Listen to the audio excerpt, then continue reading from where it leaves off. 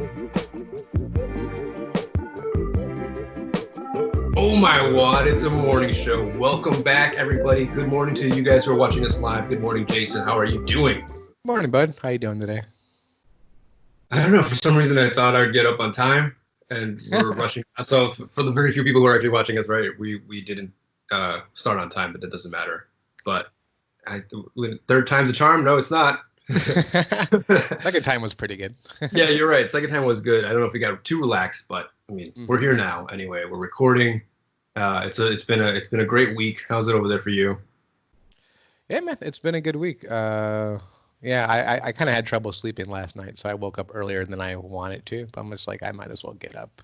Yeah, for some reason I think that has the same thing happen to me. But regardless of that, everybody, thanks for watching. Thanks for continually listening to the podcast. Don't forget we're on iTunes, Spotify, and now we're on YouTube. I've been kind of slowly uploading these because these live.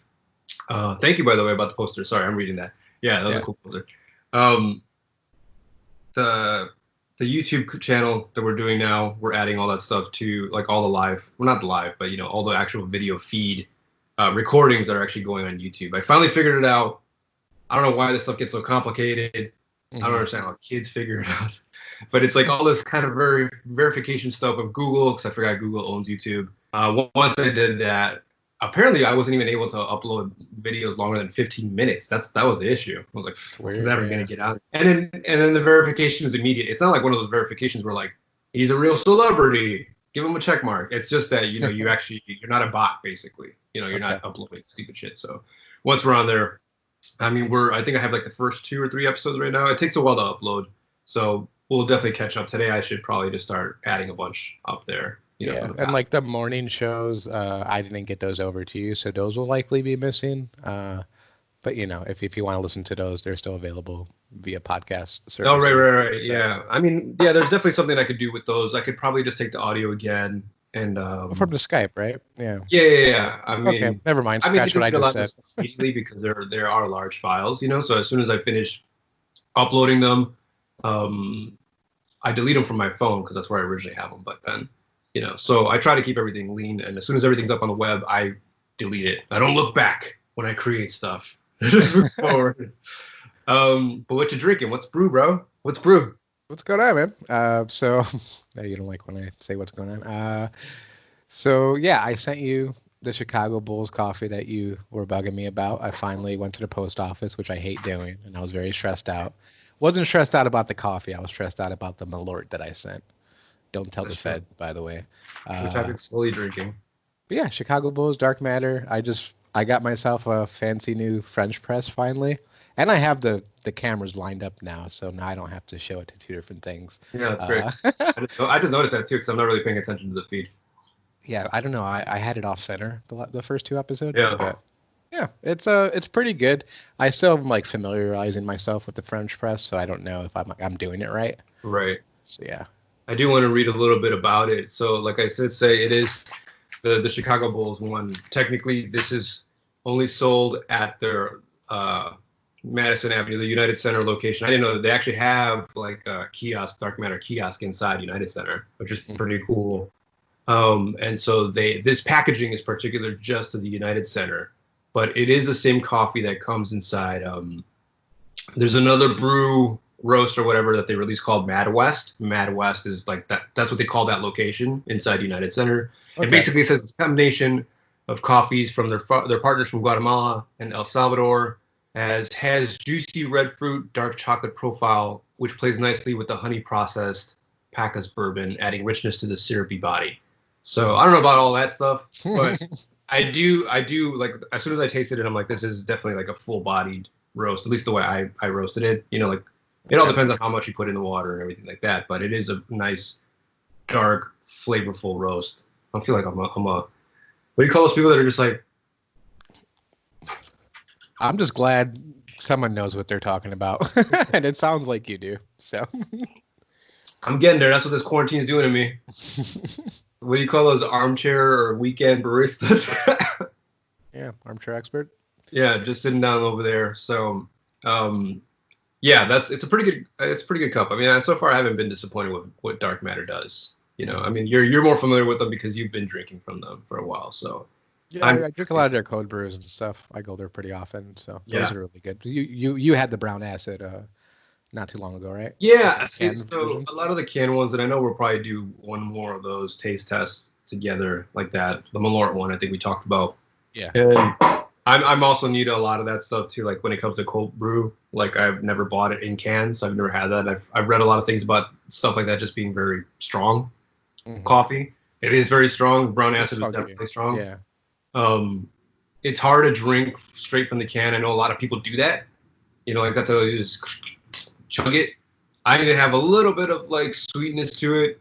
And in this case, with a lot of the canned stuff, I do add a little bit of kind of milk. I just use like almond milk or oat milk, you know, in most of these. So I did like there's one called Vanilla Suburbs, I think. Yeah, there's one called Vanilla Suburbs, and the one that I tried yesterday was Chocolate City. And I think that's good. Is Chocolate City the one that has like the bananas in it? I think so. Yeah. I mean, I didn't really taste that. I think now that it might be. They have like 4 different ones out there. Yeah. I just know brown acid. Had bananas. Black Splash, I think, is the other one. That was the very first one I tried. It could be that one. Yeah. But, and then the Vanilla Suburbs and the Chocolate City. So I think I've tried just about all of them so far. So I mean, for me, it's like I don't always have to do this. When I brew coffee, I can just drink it straight. That's how I know it tastes good. Or I mean, because I don't have to add anything. But with those, they're a little too strong for me, so I do have to add something. But that is what it is, and it is really tasty. So. Just drinking it straight today. Yeah. So, I'm upstairs. I don't have any. I was going to bring a gallon of milk up here, but maybe that wasn't a good idea. So, no. So, because you were talking about the stuff that you sent me, I do want to talk about, like, that's kind of one of the highlights for me this week is I was anticipating this package that Jason sent me. I did live stream a little bit of it just to show off the package that he sent. He sent me a bottle of Malort. It's so funny because I've been telling everybody about it, and they're like, why? Like, why did you want this? A lot of them didn't even know that I'm from Chicago, so I was just like, I just wanted something from back home. I've never had a bottle here. Like, I've always tried it, like somebody else has had it, and I'm like, why don't I have a bottle? You know, like, I should have it in my liquor cabinet, basically. And he was freaking out that it was gonna break or we were gonna get caught. He was gonna get jail. That was I understand you were looking forward to this package. The start of my week was shit because of this package. I mean, other things too, but like I woke up Monday, I came home, and yeah, I was just like, I was overthinking the whole thing, you know, like you're not supposed to ship that stuff. I had it all packed and ready to go, but then like I didn't want to bring it up to the counter so that the mail ladies will like say something about it. So like I went to the post office looking for one of their like flat rate boxes, whatever. Right. They were out of boxes. So I'm like, this is the worst day ever. And then I went home. I'm like, you know what? Screw it. It's already packaged. I'm just gonna go there and send it. Went there. It was no problem. They took it. They weighed it. They ask you if there's breakable shit or liquids in there. I said no, and then it was. That's the one thing I was curious about. Like, how good is this guy at lying? You know, because I'm just like, no. I was pretty nervous, and then like. As you know, because when they ask you that question, it pops up on like the screen where you would sign like for your credit card reader. And I was hitting the button and it wasn't letting me say like no. You're supposed to say no to the question. And I was getting nervous when that button wasn't working. I don't know. I think I said something that like, oh, she's gonna be on to me, but it was fine. Yeah. It's fine. And it made it there 3 days later. So. Yeah. I mean, for those who saw it, the box came like incredibly beat up. I was just very shocked that it didn't break. You know. Yeah. It was. I mean, luckily, you know, I did pack it well, but I still was kind of worried. Yeah. Yeah, and I didn't put like fragile on it or anything. I'm like, I know. I just asked them to add stickers. Exactly. I didn't even want them to know that there was glass in it. So. Right, exactly. Like you don't want to give that away. You said something is breakable. Mm-hmm. Yeah, the other thing is, I mean, what else? What happened with you? I'm just like looking down my list really quick. Yeah, so I mean, so that was kind of a rough start to the week. You know, last week I talked about that weird lymph node issue that I had. It went away, but my brain has been really weird this past week. Like, I think it's like a mixture of just anxiety or something. Yeah, just being in the situation. I'm hoping it's that, nothing serious, but. I don't even know how you can go about saying my brain feels weird. It's like I can't like think straight. Yeah, and I just get really anxious. And there was even one Yeah. day, it was kind of freaky, but maybe it was just like the lighting. Because like after we recorded a podcast the other night, I sat on my couch over here and I was looking at my phone and reading stuff, and like it was hard for me to read it. Mm. Like why the fuck am I like why are my eyes doing this? Like I can't read the text. But then I thought maybe it's because I have these two lights to light me when we're doing these videos, and I had those on still. So I'm like maybe I should turn them on. They're probably affecting my vision. Hmm. So, but the last few days it's been more even keeled. I've Yeah. realized coffee. I think there's a cigarette thing which I'm still trying to kick, but I think coffee as well makes me anxious. Yeah, So no, I mean, and and that's I've part been of the drinking too caffeine. much of it. Yeah, that's So part of the caffeine thing. I mean, it makes you all jittery and whatnot. So mhm. it affects people differently. Like I was telling other people, like I'll drink the canned, the cold press. I don't have a history of drinking coffee at all. Like it took me a long time before I got into coffee, like maybe within the past couple of years, even the decade. But I didn't drink it as much. But like I guess it just runs in my family where we could drink this much coffee.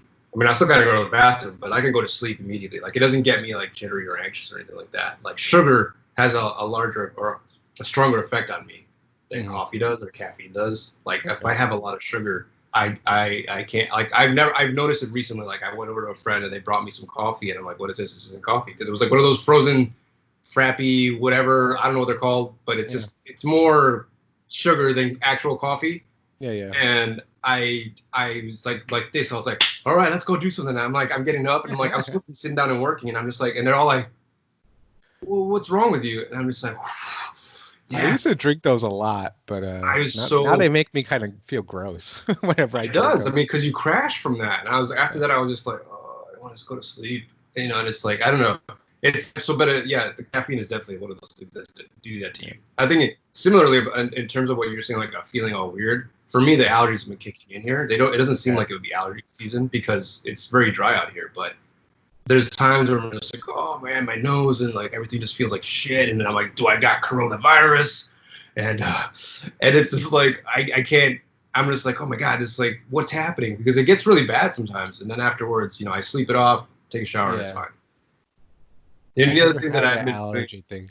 Go ahead. I'm rat sorry. allergy. Yeah, Never I had feel the like allergy thing, the luckily. I mean, I could get them eventually, right? So. stupidest thing that I ever heard, and this would go into my cranky corner. I just thought about it. We're not there yet, but I hate that I found out that you can develop allergies well into your life, like Yeah. whatever. That's so stupid. It's So it's like, like you're if you fine, you're don't fine. have them, you could get them eventually, and Yeah, then once you have them, you have allergies. yeah, and that's it. So Like, I mean, some people they say they change, and yeah, exactly. It's just like it's so stupid because I think I've developed some new ones. Because part of the reason why, like, when I moved out here too, like I had way too many allergies in Chicago. Just the mhm. humidity in the spring. Obviously, there's like a lot of pollen in the air.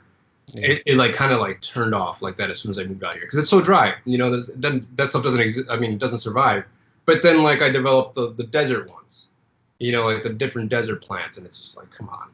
At least it's not as bad as it was over there. But the only other thing that's been happening with me is like for the past couple of months, even prior into like this December of last year and earlier that year, I've been teaching myself Portuguese, Okay. and it's it's mainly because I tell everybody this. It's because my sister speaks. My sister's been speaking it for like the past, I don't know, 5 years or longer. And her husband now, they just got married in December. He's from Brazil, and so I get very jealous, like competitive, academically, like with her. I took German first in high school, took Okay. 2 years of it. Then she took, I think, 4 years of it, and she got to go to Germany. I didn't get to go to Germany. That's one thing that I'm mad about my parents, because they said, no, you're not going anywhere, and then they let her go. And then Why didn't they let you go? because they thought it was too expensive, and Oh, then okay, they that makes let sense. her.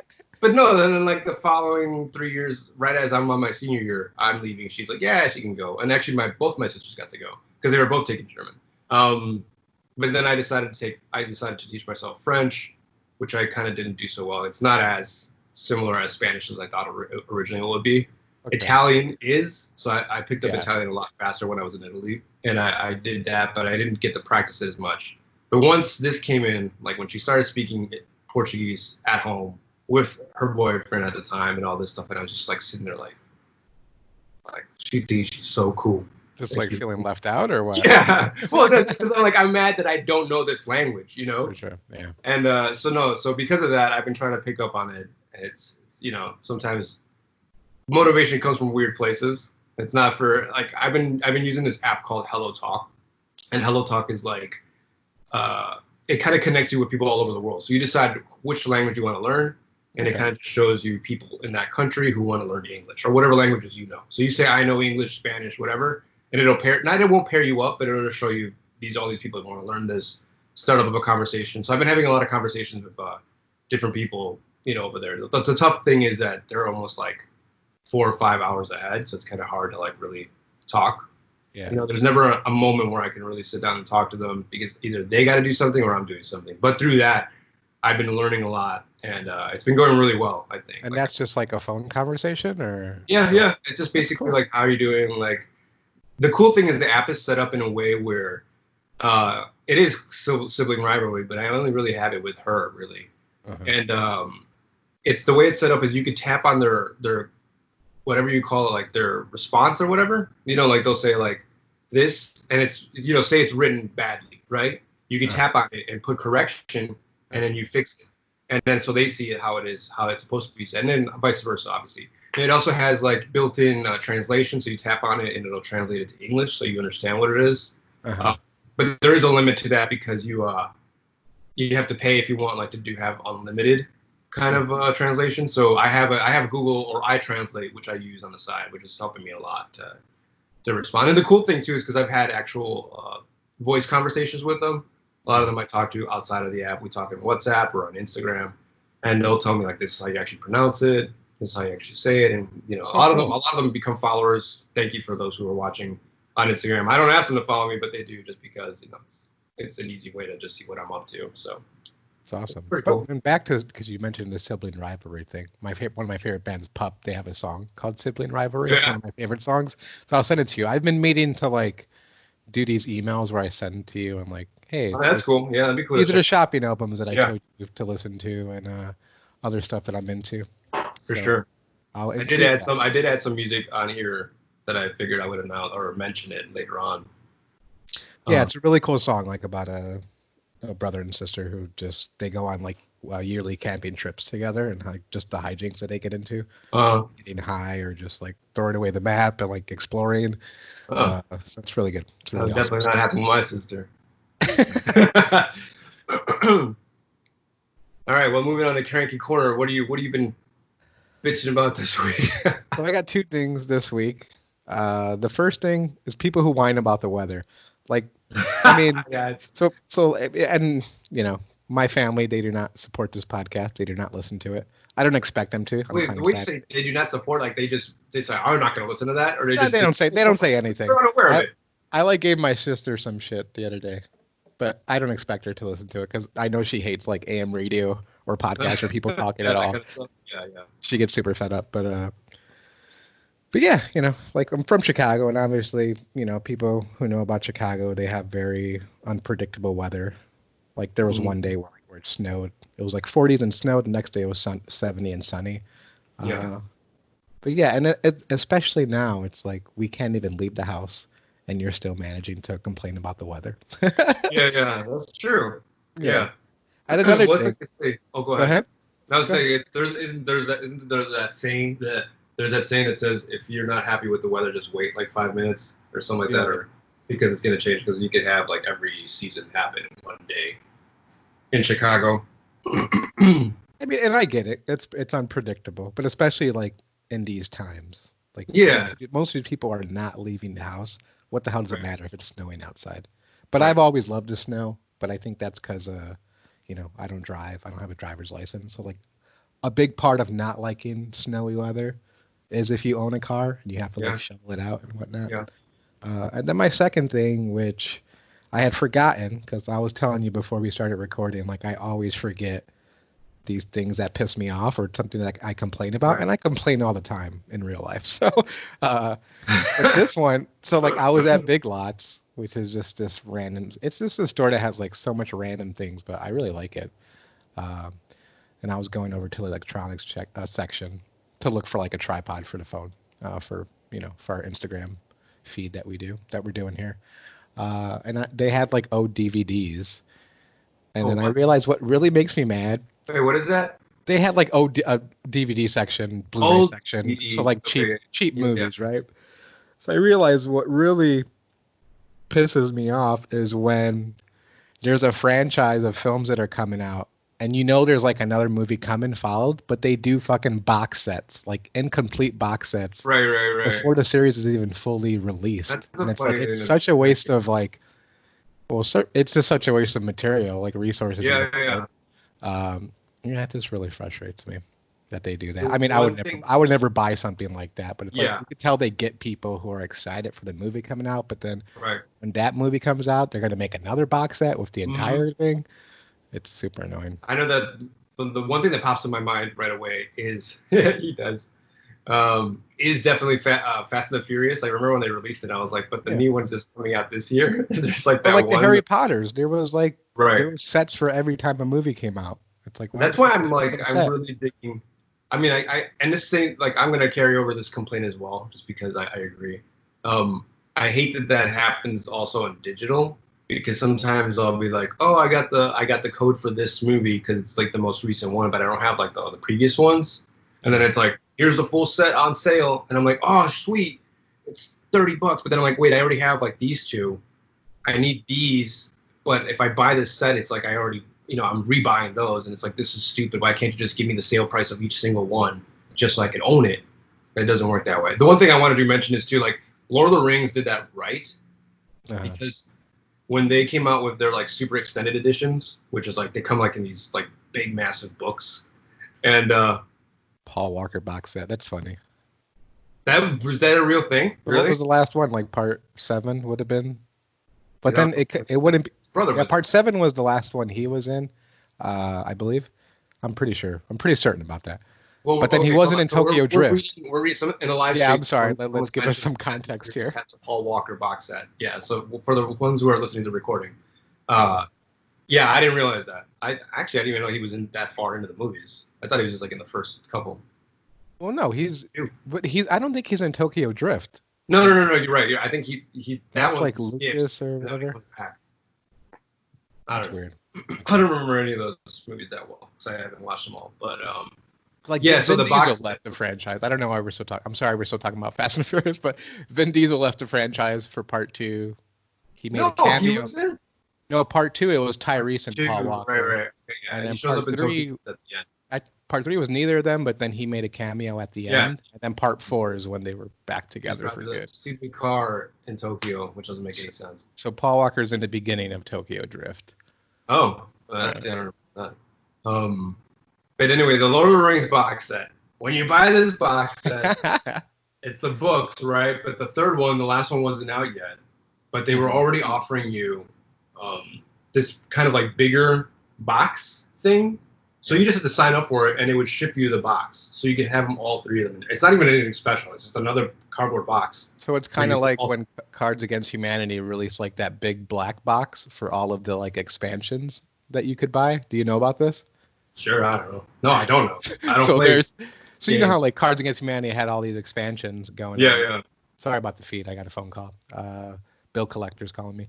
But what's it called? Yeah, they released this big box, and they literally sold just it's an empty box. Yeah. So, like, there was one year for Christmas, our neighbors got the box, and she thought she had Cards Against Humanity, so she brought it over so we could all play, and there was nothing in the box. You never even opened it prior to that? No, it's just a fucking empty box.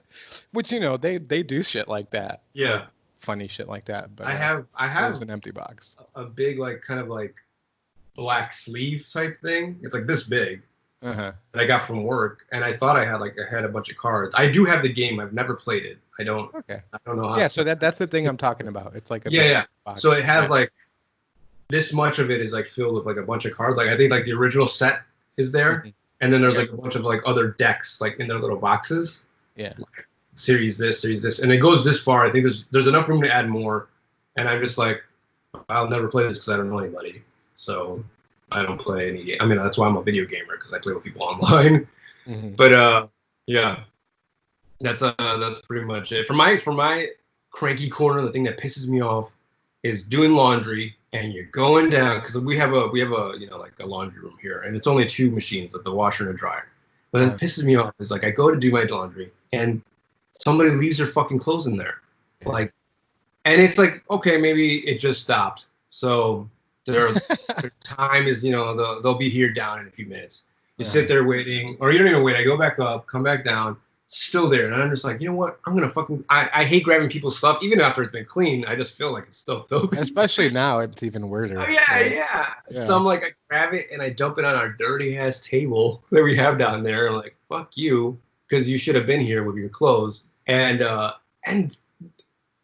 clothes were still there like a day later. Like, or just leave the empty basket down there. Yeah. So somebody could dump it in there. I mean, I don't. Yeah. You shouldn't assume people will just do it for you. Oh yeah. Gotta do this for stuff. Sure.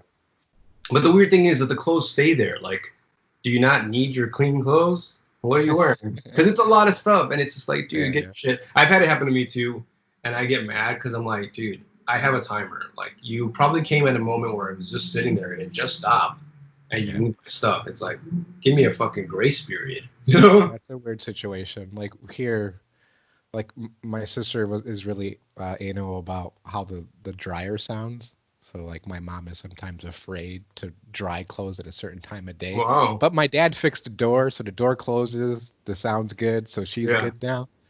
But I've always, I haven't been in that situation where I've lived in an apartment complex. Sounds like a very oppressive situation.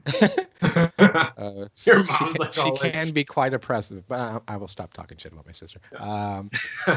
But I've always loved doing laundry. Like when I lived alone, it was one of my favorite things to do. Like just do laundry and fold clothes, which I really enjoy. Find it relaxing.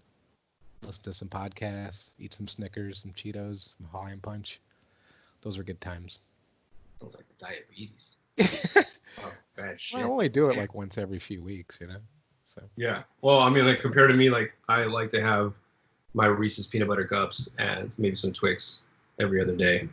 Mm-hmm. I don't know. I don't always do it, but it's just one of those things where I'm like, I need something sweet, so I just go to the shop to get something. Now it's bad. Like I eat cookies every night. Yeah, you finally started making them again. You didn't mention that. Yeah, I mean, I meant to mention the cookie thing. Yeah, I finally made a batch of cookies. Realized that I'm slightly overcooking them. Not that they taste bad, but I just realized it'd be a little more golden rather than brown. Mm-hmm.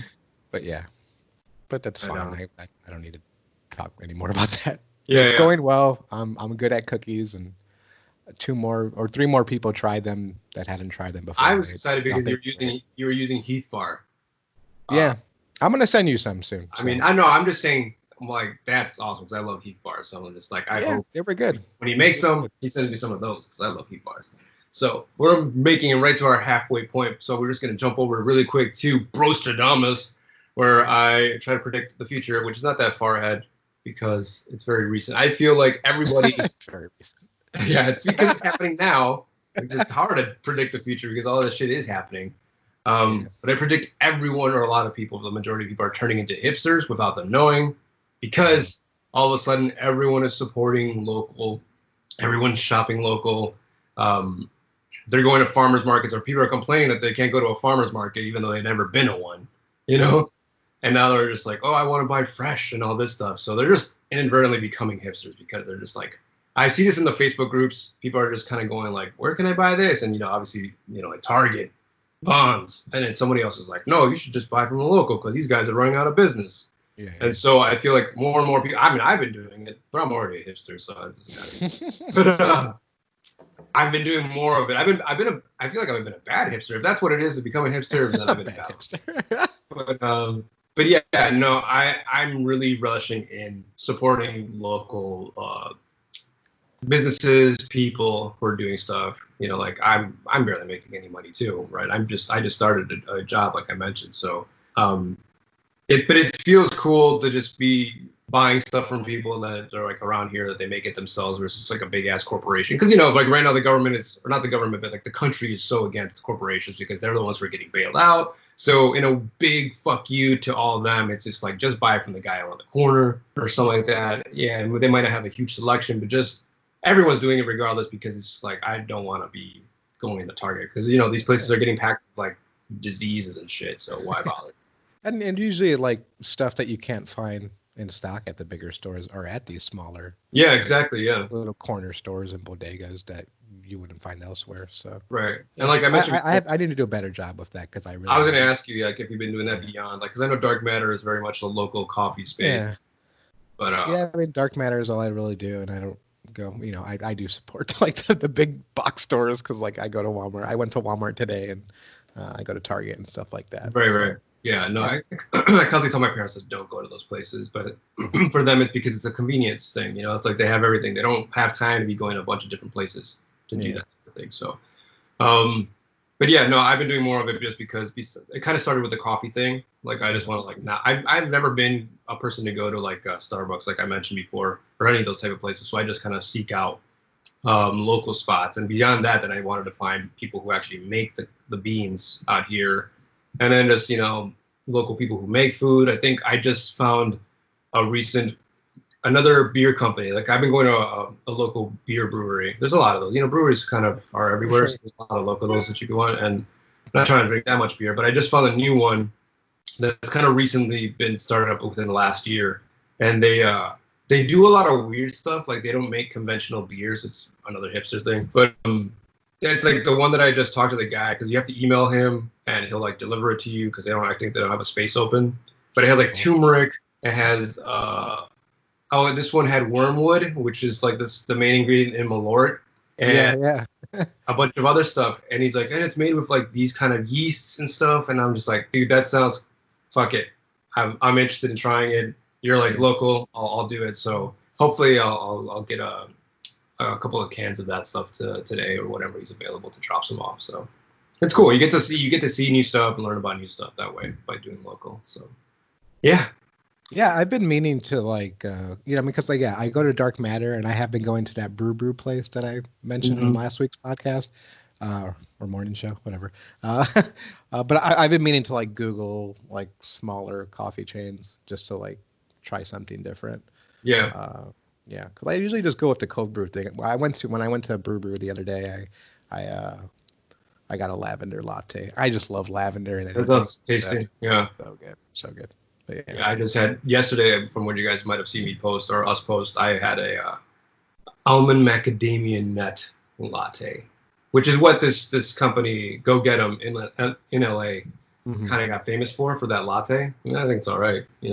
It's tasty, but I mean, I'm not like blown away. But there's other stuff like what you mentioned, like anything when it has stuff like that. Like I've never even delved into like matcha lattes or anything like that.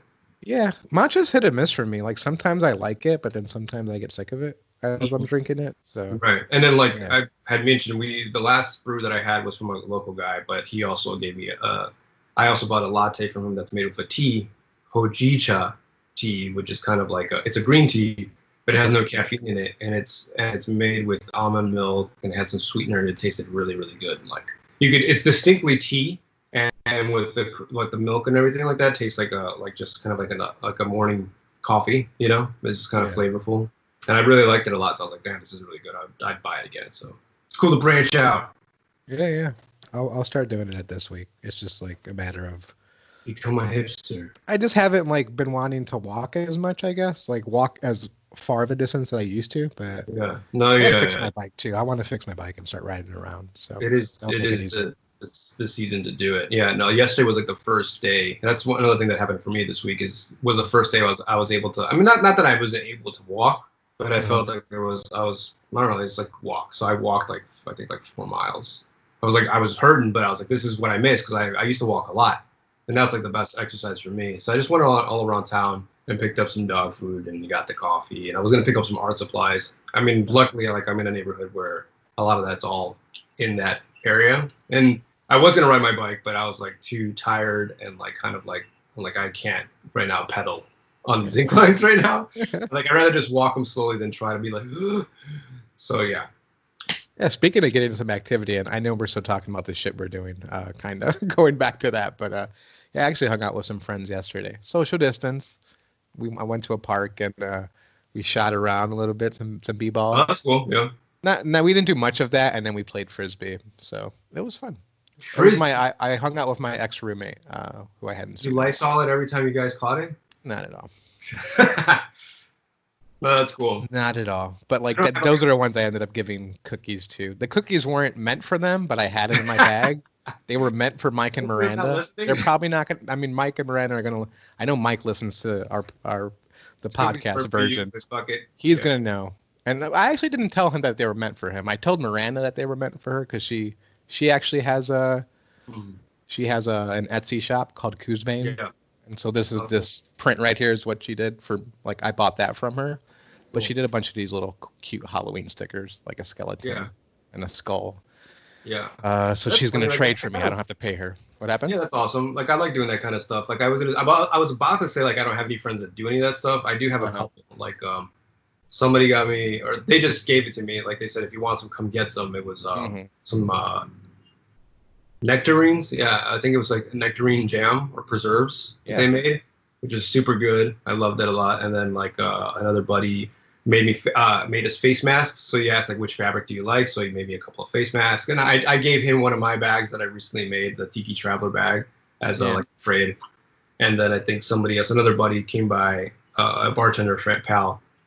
He came in. He wanted to buy some of my mugs that I made, and at the same time, because he's a bartender, he just made me a bunch of drinks, and he just brought like another cooler with all these jars. He's like, here, just mix this and that. And I was Did like, you give him any mugs or?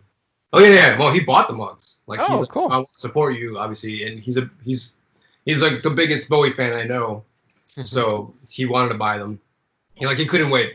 I'm still making them, but he wanted to buy, and that's when he brought the drinks. And he's like every week or so he's sending me the menu, like, this is what's up. I'm like, I can't really afford to be buying drinks, but thank you. Like I want to. Yeah. It's a great thing that they could do that. So Yeah. what are you watching? Oh well. Like, we gotta cut this shit Don't out. cut it. I enjoy it. No, I'm not saying we gotta cut it. I'm just saying we gotta cut like to the next thing. I know. We're dragging here. Sorry, guys. I hope you guys enjoy us talking about our lives. Because I got a lot of stuff. I had to talk about this stuff. So BoJack Horseman, I'm plowing through that. I've taken a break over the past few days, but I'm 3 Yeah. seasons in, so I'm halfway there. I do really like the show. I know we talked shit about Todd last week. I hate him just as much. He's actually he's becoming detrimental to my enjoyment of the show, to be honest. Yeah. But I don't know, like You're not done with it, right? No, I still have. I mean, because I was talking to my buddy Mike, Mike Myers, who I mentioned. The cookies were intended for him. He's like, oh, you'll really like Todd. Just watch season 3. I'm like, I'm already done with season 3. I still don't like Todd. So, but I really like the show. I like the characters. I still think the first season is my favorite so far. But yeah, what were you gonna say? I was just gonna mention that I think further on, towards the end of the whole series, he's not in it as much, or he's not as, which is good, because I felt the same way. Like He's getting more interesting. He has his friend. You know, they started the Ace Abracadabra and stuff. Oh right, that sorry. Like I enjoyed that stuff. Yeah. But yeah, I mean, yeah, I'm enjoying the show. I'm halfway there. I'm glad I'm getting around to it, like I said. So I'll at least watch a season this week. So, and then I wanted to mention Last Dance because I haven't, but I don't really want to get into it because. No, we could. I mean, we don't have to go that far into it. We're gonna do a special episode just for the Last Dance. Yeah. But so, like, I'm today's gonna say too. Yeah, today's episode 7 and 8 tonight, and then next Sunday is when it ends. So when it's over with, we're gonna do like an episode. Gotcha. And that's what I was too. Like, when is the last? Because I know like the way we've been watching it, technically a certain amount of episodes. Hey, I've been watching it the legitimate way. I can't. But my parents DVR it on ESPN, and then I watch it the next day. Usually, I don't watch it live. I usually watch it the following. Gotcha. Yeah. No, well, what I was saying, because for me, like I was telling you, like we should do. That's the next episode, right? Yeah. And I thought it was just 8 episodes, and all 8 episodes were already out on this other thing that I watched. So I didn't realize that the last or the second to last 2 comes out today before the and then 9 and 10 next week. Right. And I had originally thought they were only 8 episodes, so I just. Yeah, I really don't want to say much. I'm really enjoying the show. No, I'm loving it. I was a fan, grew up during that time, so I remember celebrating. But we're gonna our episode, we're gonna get into that and like our stories of like living in Chicago when the Bulls won and celebrating. So stay tuned for that. Next, I have I finally watched Scary Stories to Tell in the Dark. So is that a Del Toro? Was it produced or directed by I him? think he produced it. Yeah. He didn't direct it, but yeah, when I was a kid, I read these books. I actually have, yeah, I have the set right here. If I don't They always break have like Miranda's thing. creepy images, right? Yeah. Yeah, so So Stephen creepy. Gamble did like the illustrations, and that's the book has incredible illustrations. So they did a movie, and I was really excited about it. I don't know why I didn't go to the theaters to watch it. Uh, but yeah, like it's a storybook, so that's it's like single tales, and they kind of Mhm. chose to what's that word? I don't know. Adapt. They chose to adapt a few of the stories, but it's Yeah. not like anthology horror films. That's one of my Like favorite Twilight Zone. subgenres. Yeah. Like Twilight Zone or Creep TV show. Show, There we go. Tales from the Crypt and stuff like that. They don't do it in that way, so it's not segmented stories. It's just there's a crew of characters who like go to this haunted house and find this book of tales, but then tales start recreating themselves and affecting each person. So that's how they weave in the different stories that they use Oh, okay. That's from the interesting. book. Yeah, I mean, so like the book, if you read it as a kid, awesome. If you read the stories now, they're pretty awful. Like the writing is pretty terrible. Right, right. Yeah. Alvin Schwartz, I'm talking to you. Uh, but yeah, I mean, I mostly enjoyed the film. I actually there's a story called Harold, uh, which is one of my favorite stories in the books about these two guys who kind of work on a farm and they build a scarecrow and then they start like Yeah. they abuse it and then eventually the scarecrow comes to life. So they don't adapt the story in that way, but they do weave Harold into it. And I remember like when the movie was coming out, like trailers were coming out for it or like promotional materials Right. like the posters and stuff. I really hated how Harold looked in those, so I was Yeah. not as excited. The story wise, Harold's not great, but the fucking design on him is incredible, and like this, he moves like crickety because he's Oh. like attached to the stump, like a Right, scarecrow right. would be. So like as far as like creature design and stuff like that, the movie's pretty awesome. Like it looks really good, and Yeah. it genuinely was creepy, for a PG-13 horror movie. Does it have like Del Toro's style of creatures, or is it kind of like you know how he likes to draw his own stuff for a lot of the Yeah. films? Well, I Did it mean, a have lot of a lot of it. I mean, there is a creature in it that's CGI, and I oh had heard that it was bad. I had heard that it looked kind of rough, but yeah. I watched it at home. I thought that looked pretty good, Mhm. and then Harold looked amazing, even though he's not in it much.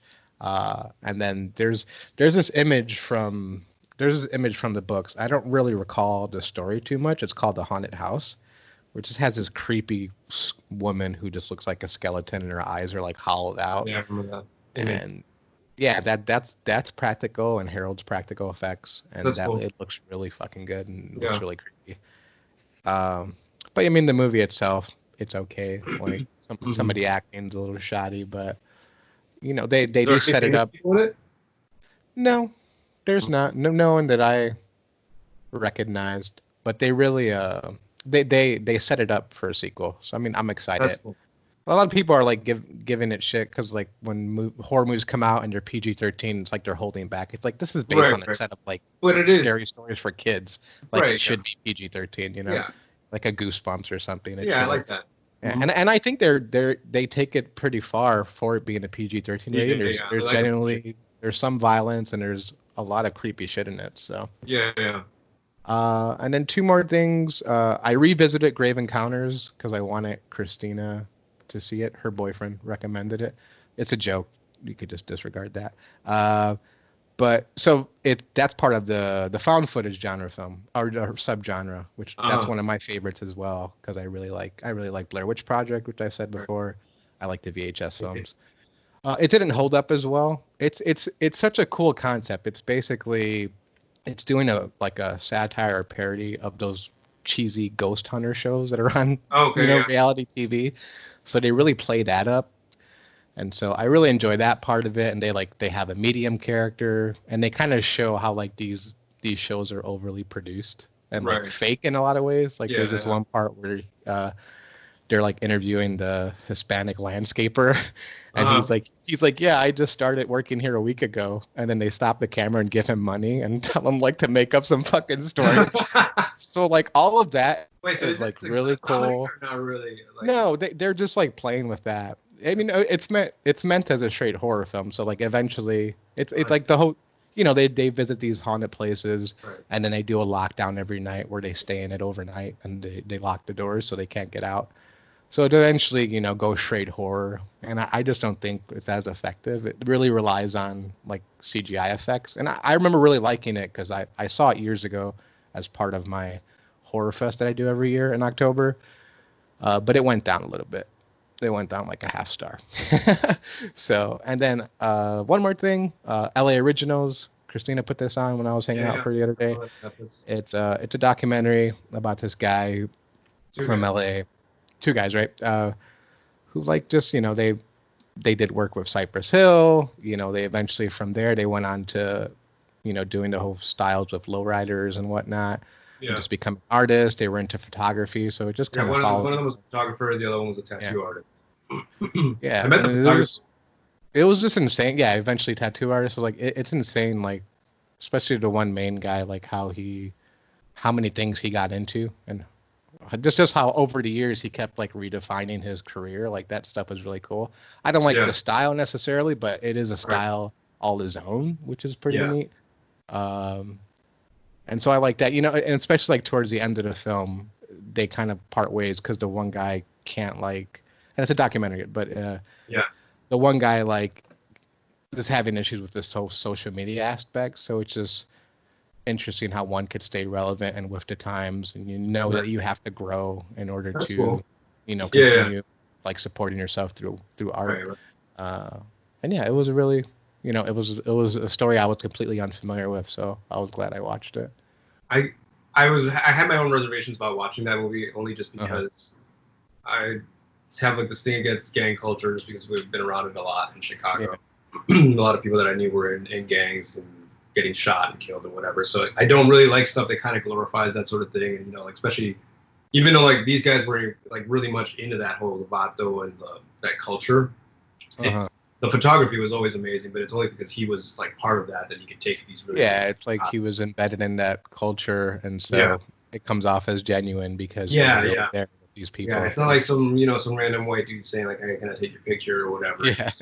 It's like your buddy right there. Or take- just shoving a camera in your face. Yeah, because I mean, like Yeah. some of these photos are intense and it's like amazing. Like the reason why when I met him, it was at a photography show and he was just there and they had some of his work there and I was like looking at all his stuff. The guy's a tall guy too, and I was just like, holy shit, like this stuff's intense. Like I wish I could take these pictures, but it's like I'd be fucking afraid, you know? Yeah. You have to be very genuine, like be a part of it to be able to do that. So that's impressive, and I do want to see it because I didn't really know much about the tattoo artist and how everybody wanted to take his, get his tattoos. But I'll definitely be watching it though because it's LA. So Yeah, it was really good. I liked it. nice. So my stuff, I'm down to 28% on this stupid laptop. I'm trying to get no, I won't try to get that fast. But so I did watch a lot of stuff. I've been trying to watch a lot more independent stuff, foreign films, just because that's always been my thing, and I just want to do more of it. So I got to see. I never saw it before. It's the Obama and Michelle, the Obama's film called South Side with You, which is when they first went on their first date. Yeah.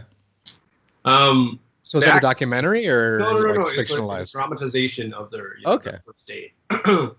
And so it's very cool. The actors are really, really good. They like, you look at them and like that could be them, Mhm. But it's just kind of boring. But it's boring in the way like this is a real date, like it's not like, they didn't change anything. You know what I mean? Like it's like they did all this stuff and they went to a rally, they did some stuff, they were at ice cream. It's just a very chill film, but it's boring. I think it was kind of, I mean, it was independently produced and all that. So I just kind of like, well, that was interesting, but I'm glad I never saw it anywhere else, and I just kind of put it on there. Yeah, Obama's coming out with more they're coming Michelle out with has a her own Netflix stuff. documentary. Is it already out? I think it did just come out like this weekend, maybe. I'm not sure. I wasn't sure if I wanted to see it. Just I want to like, check it out. She's a cool after chick. this, I was like, eh. Another one I saw, another documentary. I saw two more Actually, no, that's not a documentary, but I saw two documentaries. One of them was always at the Carlisle, which is based off of the hotel in New York. Just a Okay. very old, fancy, super expensive hotel. Like it's like 10 grand for a room sometimes. And it just kind of goes through the list of actors or just famous people that got to stay there. How they kind of play it up like how the staff doesn't tell you anything, like who stayed there or what kind of shit went down. Mm-hmm. Which is I kind of figure like most hotels should be doing that anyway. Like I don't know, like it's privacy, right? Like Yeah, for sure. you're not going to mention what your guests are doing, but they kind of kept playing it up like, so can you tell us what happened? Or yeah, like nope, no, like, or like some of them, like the guy would keep pressing, like the director, he's like something like you don't work here anymore. You could say it. He's like I don't care, I'm not going to say it, and it's just like just let it go, like who cares? So they try to make this big deal about this like this documentary, like oh this shit kind of happened, and some of the stories were really interesting, like God damn, I can't remember his name. Alan Cummings. I don't know if you remember that actor. He was in GoldenEye. He played Nightcrawler in X-Men 2. Yeah, he's Boris. Boris. Yeah. I actually met him because when I worked at Piper's Alley, we hosted the Latin Film Festival. Yeah. And he was there like on their little shitty red carpet. But yeah. Oh, it's awesome. Yeah. No, he was talking about how in the middle of the night, him and some dancers went to the lobby completely naked, and they posed in front of it, and then nobody knew about that until they released like his album of the music that he was doing. Yeah. And so yeah, stuff like that was pretty funny. But overall, I really didn't like it because I think it's horribly directed and stuff like that. Because they'd be interviewing people right there in the lobby or right next to the actual desk. So there's calls coming in, and you hear like, "Oh, good, welcome to the Carlisle," and it's like you're trying to like pay attention to the guy they're talking to, and it's like, why did you do this? Like, I can't hear the guy talking. It's or like shoddily produced. Yeah. Yeah, like people are walking in front of them, or like, oh, sorry, and like, oh, that's okay. It's the lobby. And it's like, yeah, but why are you doing it there? Like, get a fucking ballroom, rent out a ballroom, and just set up in there. It was so dumb, and they Not had, a ballroom. That seems expensive, but yeah, but they generally had like really good parts about like it's very famous for this cafe because a lot of famous musicians played there, and I'm genuinely interested in going there and visiting because I know they also interviewed Anthony Bourdain and he talked about how special it was, and I remember he actually did an episode of the bar there, so I was always interested in going. So it gave me enough interest to want to see it still, like to go there, but overall, like I thought this is stupid. I don't know why. I mean, Wes Anderson is also in it, so I kind of was excited to like what he had talked about. Bill Murray, Harrison Ford, he makes a joke. John Hamm from Mad Men, he kind of just goes and says like, "Have you ever stayed here?" Like, no, because they're just because he's saying it's very expensive, and he's like, but he also says like, but it's like the cost of like going to school, like either pay for someone's school or stay here, like what, like I'm gonna not what are we talking do that. about here? Like, how much are we talking about here? It was like some of them like 10 to 20 grand or something like that. It was just like a night? Expensive. Yeah. What? There was these big ass suites, and then they're talking to some people who like just live there basically, and then they were talking about how like amazing the view is, and that's what you're paying for because they do a shot of the view, and it's like, yeah, that's amazing, but it's I don't know like if that's ever gonna be worth it, but it is to them. You've been like how often have you been to New York, or how many times, or a bunch of times? No. I think like once or twice, and it was the first time was because my friend was having cancer and he was there. Okay. The other time I think I was just passing by. I did want to go I want to go to there for just the New York Nintendo store, and eventually do it too. Yeah, I finally made it out there last year, like when on my way back from the Philippines for work. Yeah. I was lucky because like they ended up like because when we went out to the Philippines, we were only supposed to be here for 3 weeks, and that turned into a month. So they're like, hey, do you want to be an extra week? I'm like, yeah, I want to be here an extra week. Yeah. So that way I was able to get dropped off in New York. Obviously, I had to pay for my flight home from there, but the expensive part was gone. It cost like $100 to go.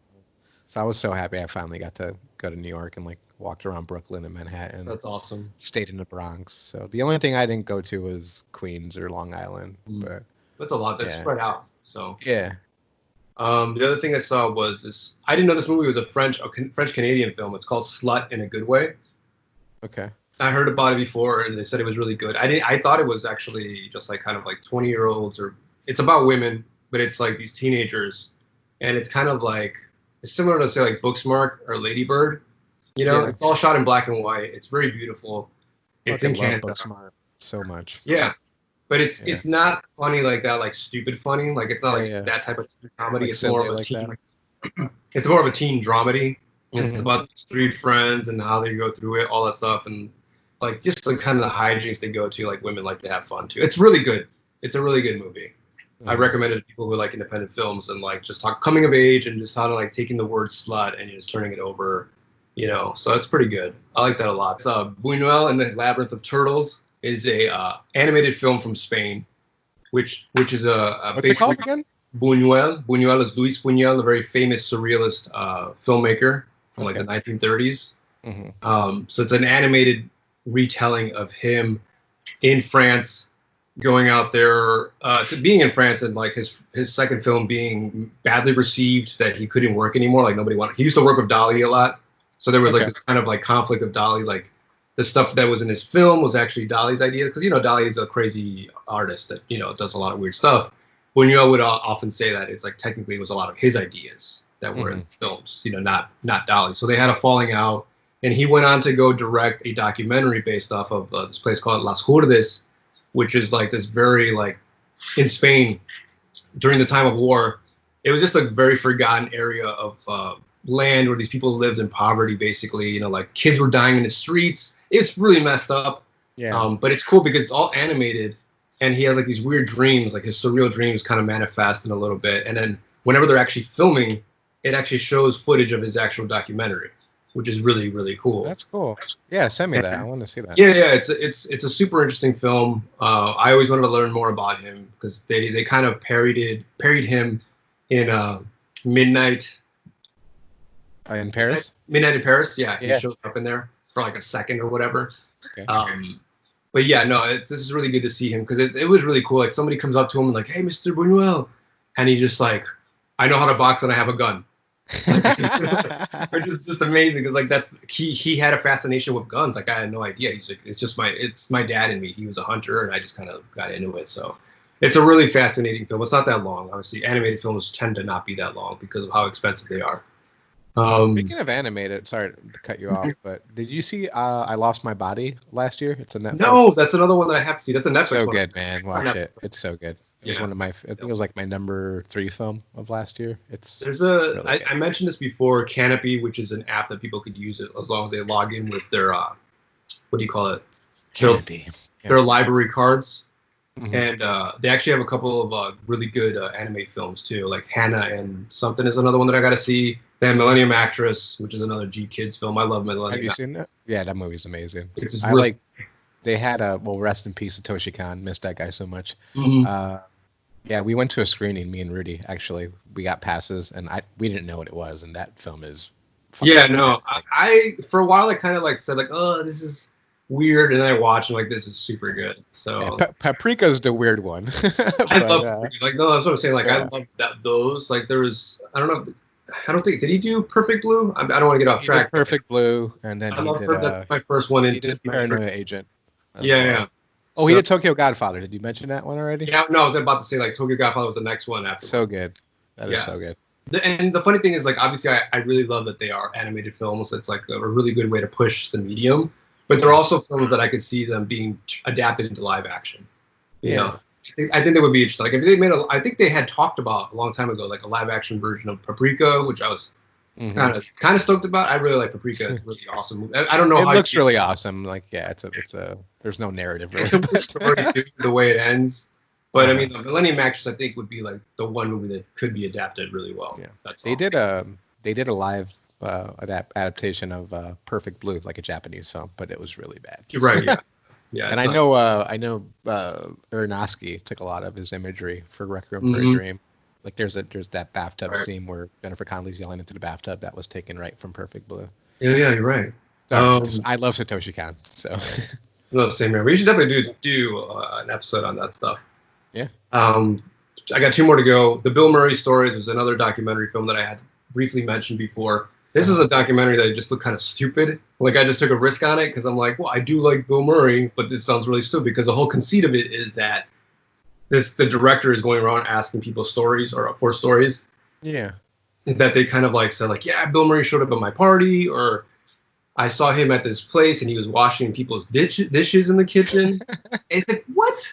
And it's like all real because it's like has some found footage, like people showed up. Like he showed up at some That's elderly hilarious. party, and it's like really cool stuff. And then they kind of like he's actually kind of trying to track him down to ask him like, hey, I want to know why, basically. But So they talk to a bunch of other people in terms of like, why do you think he does this? And it gets into the psychology of him just like being like, he understands like the power he has, I guess, as a celebrity, that for him it seems like a thing where 1 minute or just like a little bit of his day to you will mean a lifetime, you know. It's like so he's like totally into that thing. And then there was a thing too, because I think there was a book called The Tao of Bill Murray, and I think it kind of refers to a lot of the way he is. I think he kind of has that mentality of a Taoist or a Buddhist, you know. They just kind of like, things don't matter, like just live life, just kind of be in the moment. So it has a lot of that kind of philosophy in terms of like, people were saying like, after that happened, I just became more open to do new stuff because you never know what's going to happen, blah blah blah. So it's very uplifting in a way. It's not cheesy. There wasn't anything like negative about like, you know, stuff that happened or whatever. They have like really cool shots. Then at the end, he actually tries to go talk to him, but he's like, this is a forced moment. You know, this is not really happening to me. Like this is all the film itself is what I'm trying to do. Like, I don't need to talk to him. I just need the stories, basically. So it's kind of weird. Like, he doesn't show up to talk about it, you know? So it's a film built around him, but it's not about, I mean, he's not in it, but it's still really good. I like, there was like a thing that yeah. Yeah, there was a saying that they repeated in it. It's like, who's to say if this is good or bad, which is like a Taoist story, you know, like something that keeps happening over and over again. Okay. That and it doesn't matter, which is like two things that popped in my head, which is like, I was like, yeah, that's interesting. Like, I want to integrate that into my lifestyle too. Like, just do it, basically. So that was pretty good. It wasn't that long either. And the last thing that I saw, because I think it had just come out, and then people were pestering me about this because I live in Hollywood. So they were saying, watch Hollywood. Oh, yeah, the Netflix show, right? Netflix show, yeah. Yeah. And I'm kind of mixed on it because first of all, I don't really like it, but I watched the entirety of it. It's only 8 or 7 episodes. Okay. It feels a lot like La La Land with sex without the music, and also just completely, it's really sappy. Like, everyone gets a happy ending. Sorry, I'm not spoiling anything. It's just, that's how it is. It's a happy ending. They rewrite history, so a lot of these characters get what they want, you know, which never happened here. And it's kind of like another one of my favorite shows is The Marvelous Miss Maisel, or Mrs. Maisel. Yeah. That's on Prime. That's a really good example of revisionist history, but still dealing with a lot of crazy shit, you know. Whereas this is it gets revised and everyone gets a happy ending, but it's just kind of like there's no conflict really. Like, they'll say like, oh, this is happening, but then everyone gets to go home and everyone gets what they want, and it's just kind of sappy. It looks beautiful. I love the way it's shot. They really carried the way like old films were made. Like, they recreate a couple of shots like black and white films, and like, this is awesome. They also go through what I wish they'd spent more time on. Obviously they wouldn't, because this is a drama based off these characters, is like how the process was back then making films. Like, people just lined up outside of the studio, and then they would pick you to come and be in it. And then if you were decent, if you looked good enough, then they thought, you know, we could train this guy to be an actor. You know, he's good enough, so we'll try. And you get put on contract for films, and then you just kind of wait around until they say like, yeah, this guy's good enough, put him in the movie. And it's like, get over to the studio because we need somebody to be this part. You know, like, that stuff I find super fascinating. That's the stuff that I've always loved about Hollywood in general. It's just like how films were made back then. Well, it's always cool to hear those stories where like people, oh, I had no interest in being an actor. I just went with my friend to an audition, and then they wanted me. Yeah, so they're the ones that get chosen. Yeah. Yeah. So yeah, I mean, like, I liked a lot of that stuff. The way the whole story thing wraps up, it doesn't really leave room for them to. I mean, this is what's his name? Ryan. I think that's his name. I can't remember. He did American Horror Story, so it feels like a lot like that. Okay. All right. Scream Queens. Ryan Murphy. That's his name. That's the guy. That's the big guy who does that stuff. So, they're talking about like if they do make a new one, it probably wouldn't be these characters because obviously their stories get tied up, and it's like they all lived happily ever after. I guess they're kind of going the American Horror Story route. Well, nobody knows. Those use the same. Like, Netflix hasn't said that they were going to bring it back, and there's no actual story, but they're just saying like, what if they come back in the 50s when like television started getting really big, or something like that. There's obviously a lot of stuff to do, but it's overall, I think it's just kind of like fluff. Plus, a lot of the stories there are just kind of like fake. You know, they'll have real actors, not real actors. I mean, they're all real actors, but I'm talking about like Vivian Lee and like Rock Hudson. Like, there's characters or actors that play them in this. A lot of the famous people in the history, so they rewrite all their history too. So That's pretty much all I got to see. I think Yeah. I did. Yeah, I shotgunned that stuff. I did want to see Midnight Gospel because everyone keeps talking about it. I don't know. I'm a little bit indifferent with that. I know I talked about it last week, but I haven't watched anything past episode 3 yet. Oh, okay. I did, I did say that I was going to listen to the podcast versions of like the Right. episodes. I did listen to the Dr. Drew one, and then in the second one, there's one that deals with death. That's amazing. So I listened to that podcast, and it was incredible. Like the stuff that this lady talk, like just the way she talks. She's a writer, and she just says like the most profound things, and it's an amazing episode too. So I don't know if I'm going to finish it this week, but I'm kind of taking my time with it because it's such a fucking. It's so much because, like I said, there's these conversations going on at the same time, this really crazy ass animation.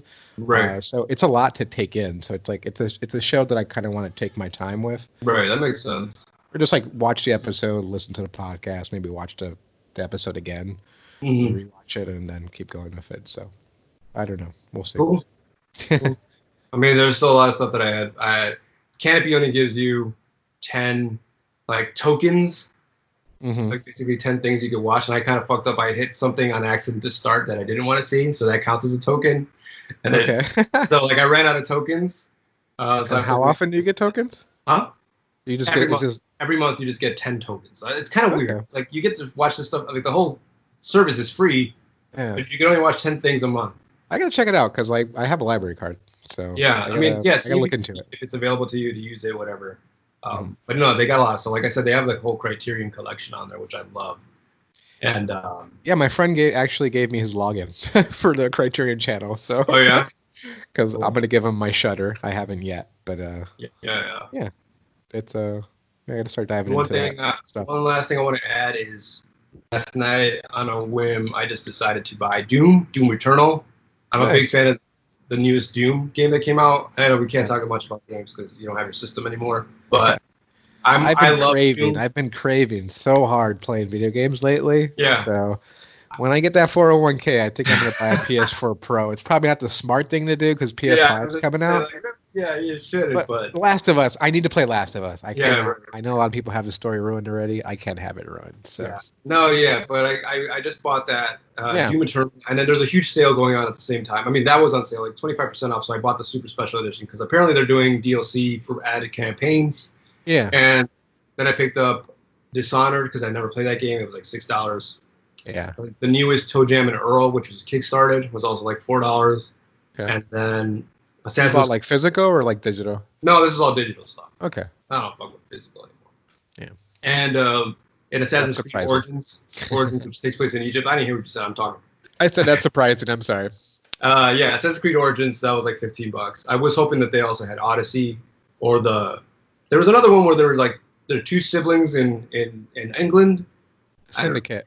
Syndicate, yeah. Yeah. I need to get that one too. I mean, I got burned out on Assassin's Creed games, but now I think like almost 10 years have passed since I played one, so I think like, okay, I want to get back into it because they just announced that they're doing a Viking one, Valhalla. Looks amazing. So I'm like, all right, I do want to see what's going on. I don't know if the stories carry through all of these, but I'm always interested in the Egypt one, and obviously the Greek one. My hope was, I think I kind of got jaded because they never made one in Latin America, because I really would have thought it'd be really awesome to run around the pyramids and doing cool shit like that, and the same thing with China. I'm sure they'll get there. Yeah, I hope so. They better fuck there, because I'm tired.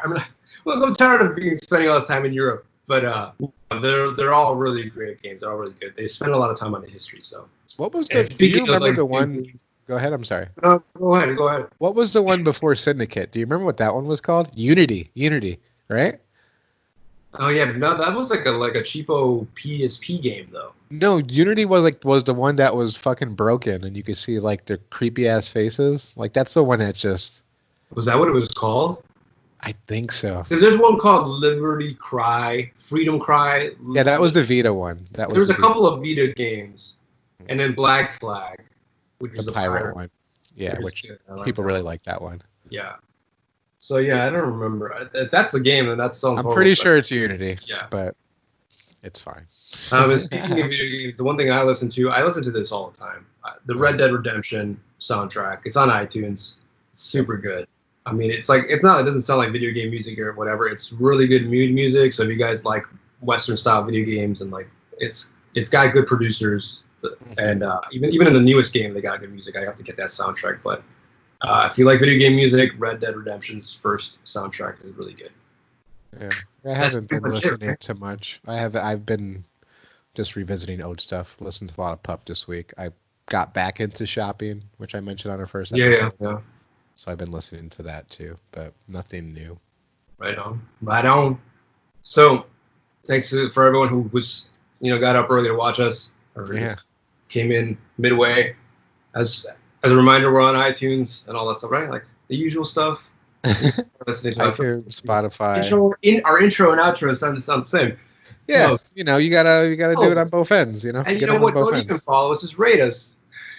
Yeah, just write a review especially if you have you're on iPhone or iTunes. Super simple. It's built in there. Yeah, it's built in there. Thanks, Doug. I don't think Doug is listening right now, but thank you, Doug, for writing us a review. We appreciate that. And like you said, you're working on the YouTube. We got a few video versions. Yeah. So if you want to listen on YouTube, those will be up soon. Channel, so you'll find it on there. I mean, I haven't really added any other videos to the Hip Arcade channel, but I plan on doing so. Just because Hip Arcade is a retail website that has a bunch of cool pop culture stuff that I make. Obviously, like if you've seen the poster that I recently did for our podcast, stuff like that. That's not on there. Maybe it will be on there. That'd be cool. That was amazing, by the way, but good job. I really enjoyed doing that drawing. I originally wanted to do it for the What's Brew, but I just said, like, it's cool the way it is. So yeah, it was really fun to do. I did that like over an hour or two on my computer. I had already sketched it out for a while. I just had waited to do that, but must be nice to be talented. That's like one of the worst things when people hear tell you that. Yeah, I've never practiced. I was born with it. Mm-hmm. I'm only living a shitty, starving artist life, but yeah, I'm glad I have that. At least you have all the coffee that you could drink. We do have a Q&A. Yeah. We have a little extra time, so if you guys have any questions, feel free to ask us. I mean, I should probably say that before we close out, but if you guys do have any questions on the live stream, feel free to ask us whatever. Even if we didn't talk about it, we'll try our best to answer it. Yeah, and if you don't, we'll wait a second here. If you don't have anything to ask, then we'll just fuck off. So, yeah. Yeah. Don't fuck off. We'll fuck off. We'll fuck off. Suggestions, stuff that you guys are interested in, or things that you did enjoy from our previous ones that we might have, kind of dig deeper on. I think we had talked about also kind of doing some pickups in terms of different episodes that we had already done. Yeah. That towards the end of the episode, we might say, oh, you know what, we didn't mention this, or we, somebody touched on this, like you guys might have listened to, like, you guys said this and that's not right or whatever.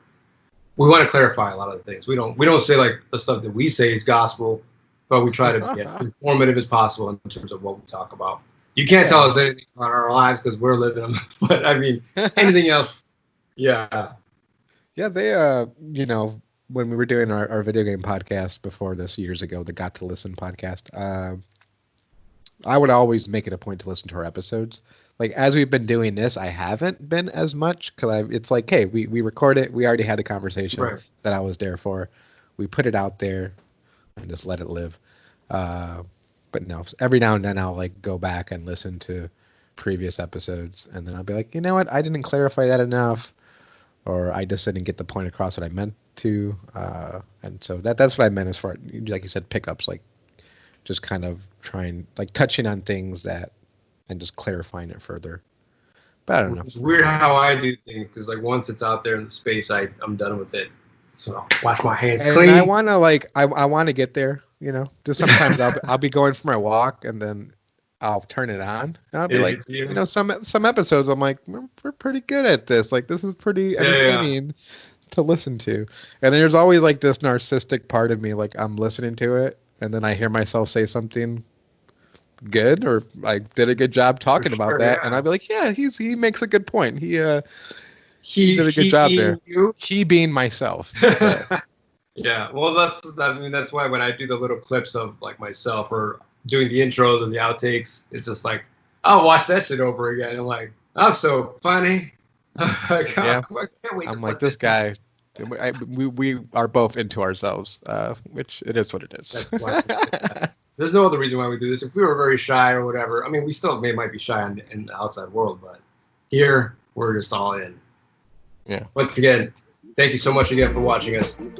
I always say like thank you for watching, and then I get into the keep watching, which is obviously, I mean, keep watching the stuff you've already watched. Not only just watch us, keep watching, keep listening, keep playing, keep doing what you do. Just do more of it. And we'll see you next time. I guess. My skin is glowing, man. Fuck. I need to send you some of these wipes. You guys Charcoal So funny.